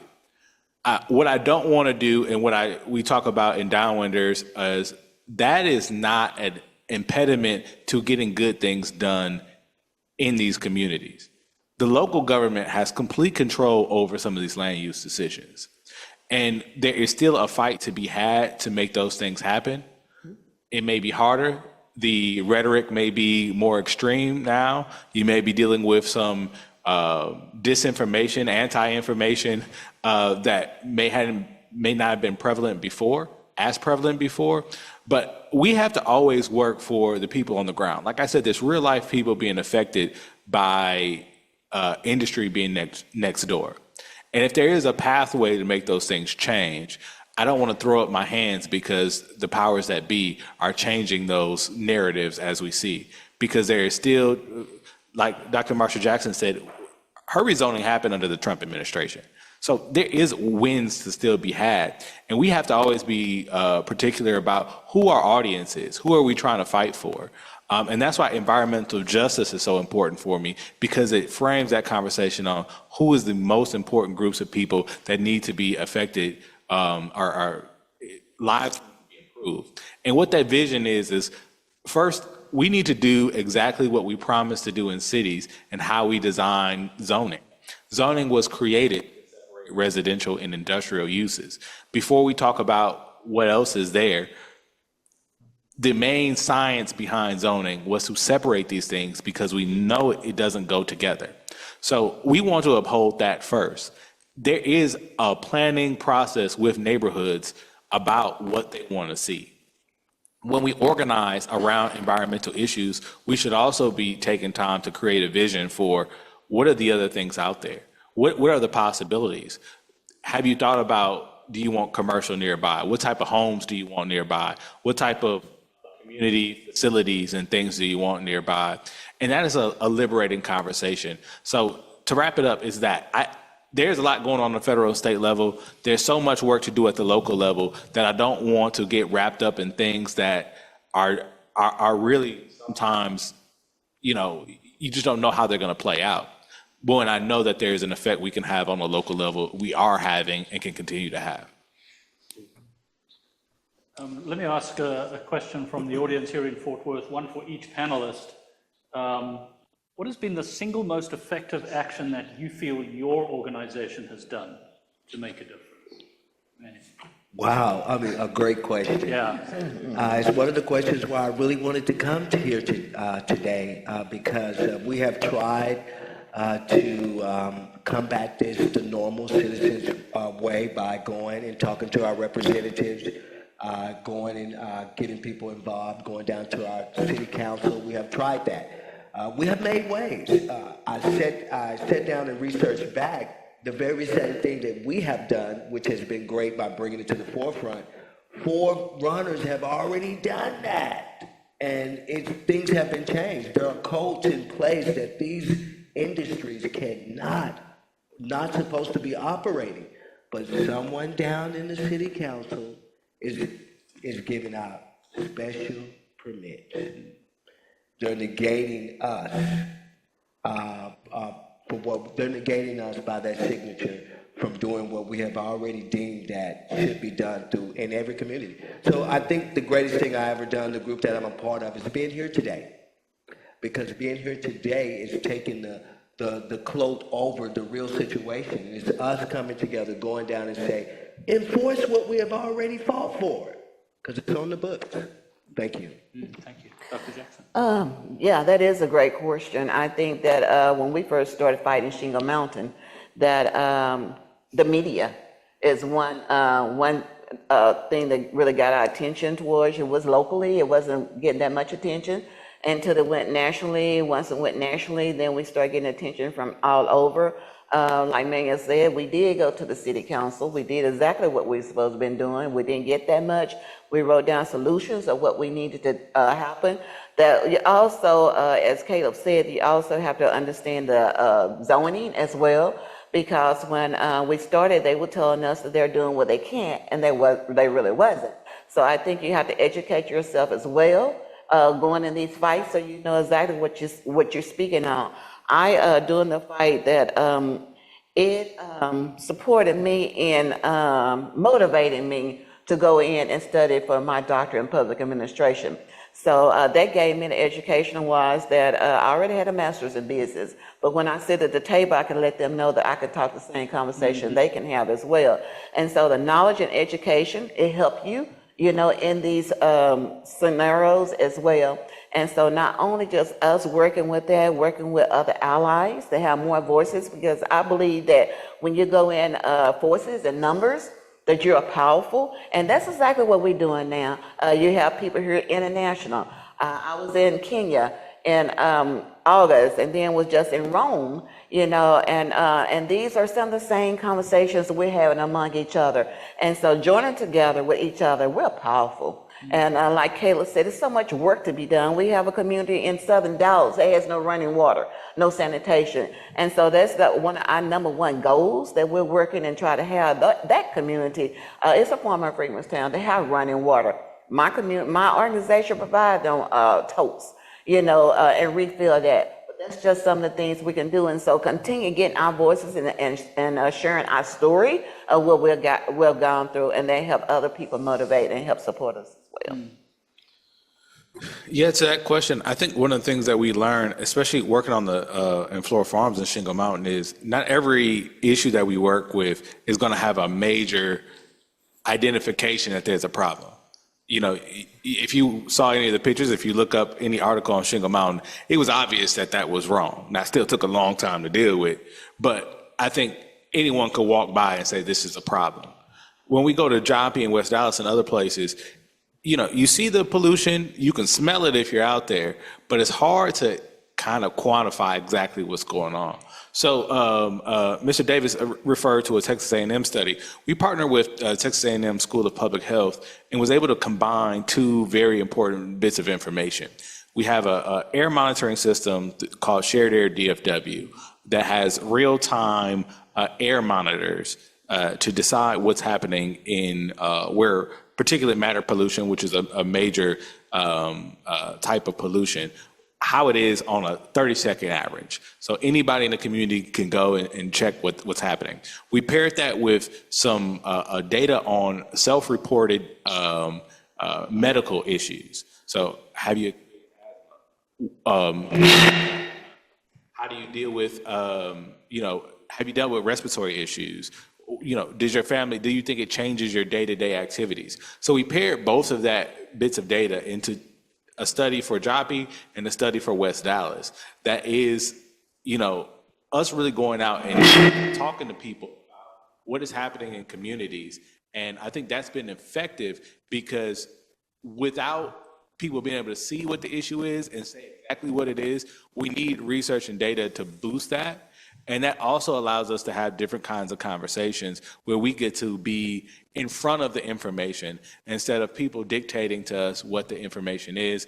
We have other information to kind of boost our organizing. So I think that's important because as we go on through other communities, you know, sometimes environmental issues, it's invisible. You can't see pollution. You can't see all these things, a little haze if it's hot, but it's very hard for somebody to walk up and see what's going on. So we need other bits of data to let people know what's actually going on in communities on a day-to-day. Thank you. Thank you for. So go ahead, Brooks. I was going to ask you if Yeah. We've got one question from the audience here from Dollie Burwell. We're honored to have Dollie with us in the audience. And Dollie asks, how do you keep your fellow advocates hopeful today with all the setbacks and closing of environmental justice centers and so forth? I'll just step in a little bit. It is hard, you know, I guess because I went through it. And so sometimes I did want to give up, but I had to understand that it's for me, for my health, for my community. And that if we just fall back, that each one of us can die. I went to my pulmonologist, that she told me that if I continue breathing that, either the only way I get rid of it is I die, I move, or it moves. And so I could not leave my community behind. They chose me as be a spokesperson because I didn't know the green card status. I wasn't trying to. I knew they're human beings just like I am. And so I could not leave them behind. But every night I go to bed, it was frustrating, but it gave me that much more energy to continue fighting for our health. The same way now in Sand Branch, the same way in Kenya, in Africa, and our brothers and sisters, that if we give up, anybody can walk over us now. So I cannot do that. And that's why we had to build our trust back in Sand Branch, because so many years that people told them they're going to come out and help, they didn't. And so you have to show the love that we have as well. Also, just want to piggyback on just a little bit. Katharine had also said, educate yourself on where you spend your money. That's true. Because we also have to educate some of the banking that we use. Those are help motivating the fossil fuel issues. And so I not only support my native organizations. Also, I'm a financial lead in Texas Environmental Hub. And so I have my native in there. And so they're fighting the drilling of their native lands. And so spending our money in these banks, that we have to educate ourselves as well. So I just want to say that. Thanks. How do you remain hopeful? Wow, I mean, that's a good one for me, because it's the last step. To get change right now is just us coming together. That's the best part of it to me, because now I get to be in front of my fellow citizens and talk about an issue that is plaguing all of us. And the solution is that we all come out and demand change. That, to me, that's the best part. All the hard work, knocking on doors, getting out there, going to visit these places that are coming and helping us, and getting all the data and all the information. The hard part has been done. Unity is easy. Yeah, I want to echo that unity. I think, sometimes we watch TV and it looks like the world is going into a trash fire or something like that. And I think that can discourage people. But most of the time you watch on TV, you're alone or not many people around you. You're not engaged with what power you actually have.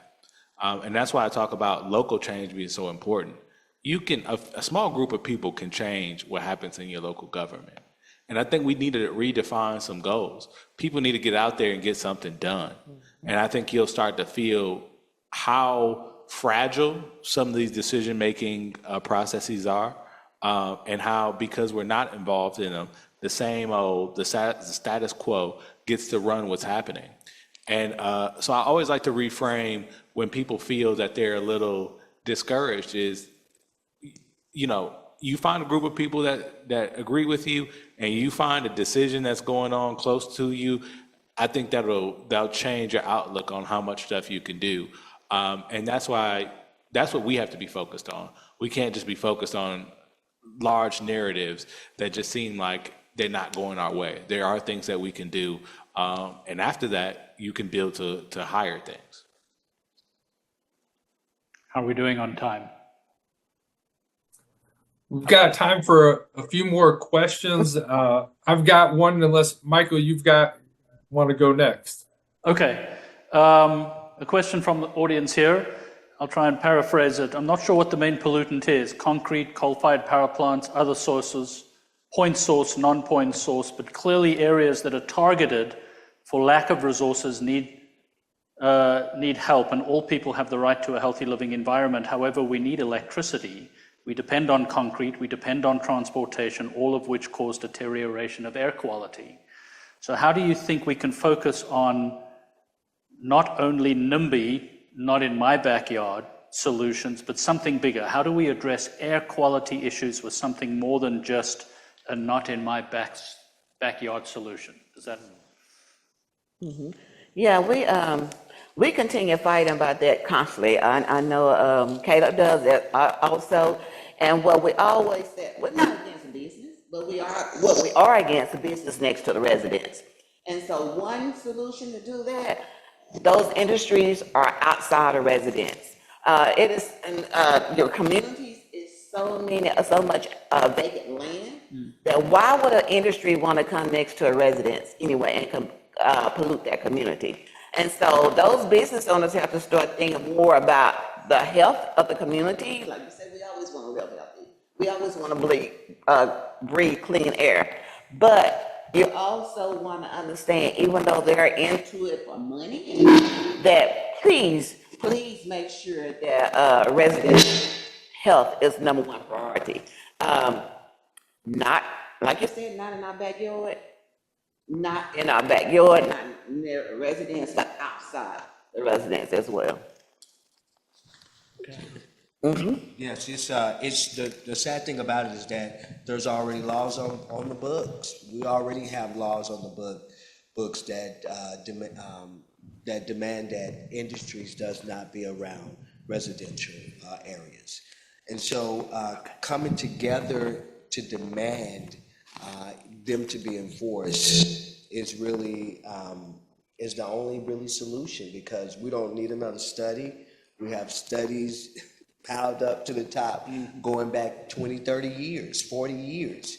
What we need is unity under one voice for life. And that's the easy part, because everyone here wants to continue to have a healthy life, like the question was, not in our backyard. And so we have, our forefathers have already put in the work. All we have to do is demand what they sacrificed for. Mm-hmm. Yeah, so just to address the NIMBY thing really quick, I mean, I understand the point, but also NIMBY is preventing people from coming into a place that doesn't have something. We're talking about areas that already have industry nearby, so it can't be a NIMBY argument, because we're dealing with people who already have these things and are living with these things for a long time. But I think the point is what overall, if it's just out of their community, what do we do now?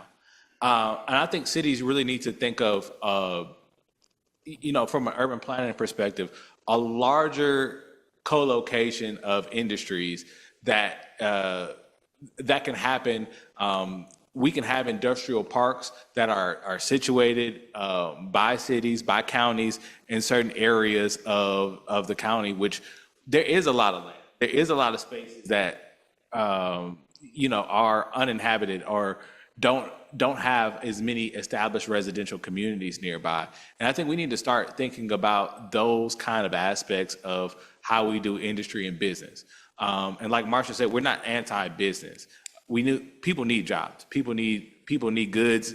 I don't think anybody's going to stop buying things anytime soon. So we understand that needs to happen. But, right now, our goods and services are coming at the expense of a lot of the communities that they're around. Mm-hmm. So we need a better solution for that. And, I don't think I think it's an okay thing to say, hey, we want to stop this right now and think about other solutions. And I don't think that means getting rid of all industry. I just think that means reformatting that into an area where we're away from people, and we can do that. Brooks. All right. May have time for one or two more questions. Question for you. We've got some people in the audience who are maybe in the process of starting up an initiative for the first time, or starting up an organization for the first time.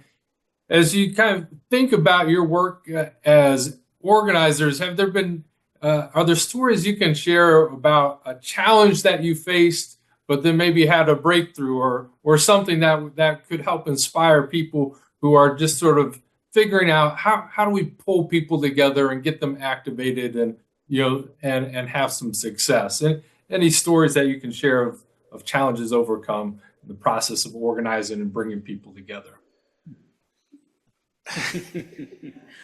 Good luck. I'm just no. I mean, when you're starting something, I think finding the people who support and are willing to do the work is the hardest thing to do. You need a good group of people, and you need to take your vision out to just more than you. You can have something going on, but there's organizing to be done, and be open to a couple things. Be open to the fact that you may meet a group doing what you're doing, and don't take that as antagonistic. We have too much of that going on. It's people, want to have their own thing and don't want to work together. This is a collective space. And also the fact that, this has to be set up where other people have control and say over the vision as well. So sometimes we sit home and we have a good idea and we want that to move forward, but be open to what's going on in your area around you, and also get some people in who have input, say so, and ownership over what you do.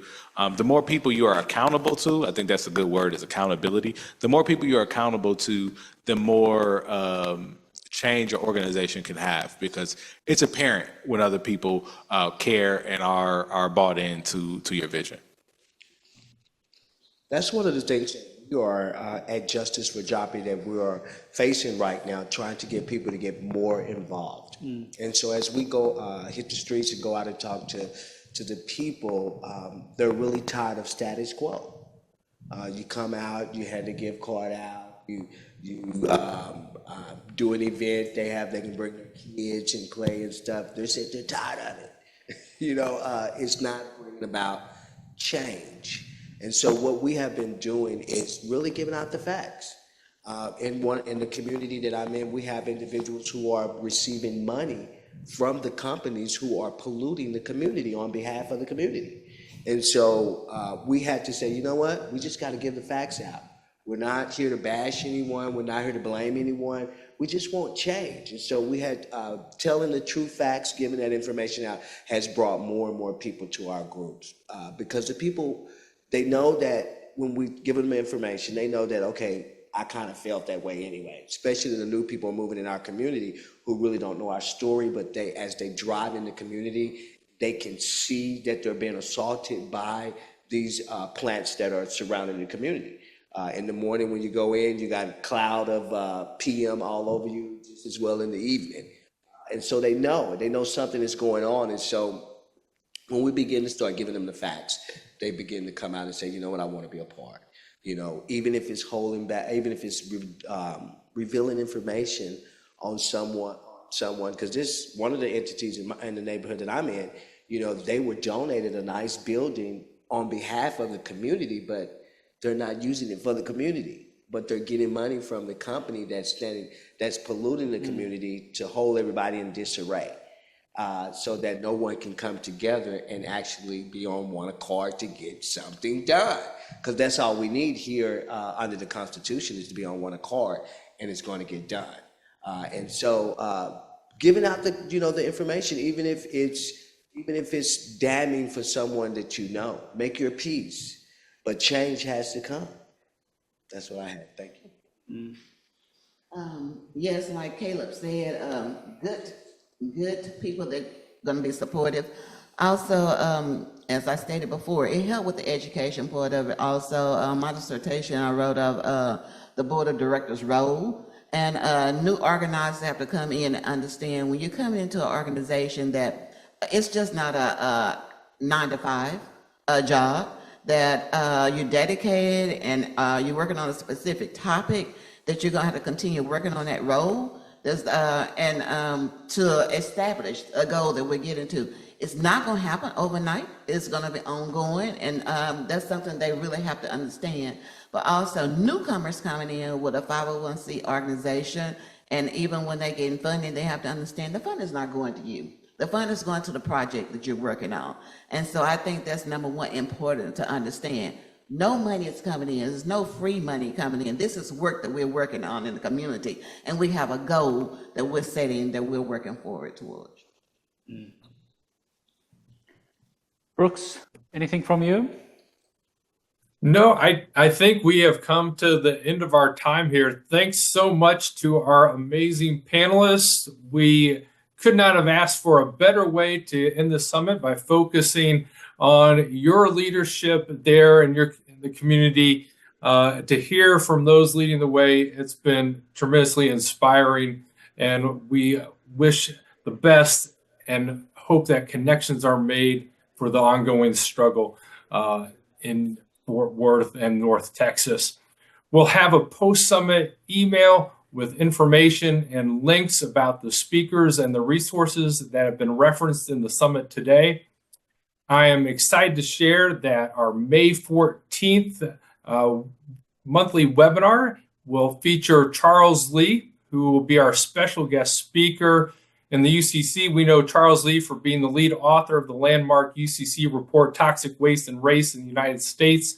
and the lead organizer for the first National People of Color Environmental Leadership Summit, along with many other things that he did. Lee will reflect back on his remarkable career as first a faith leader and as the senior environmental justice policy advisor at the EPA until this past month.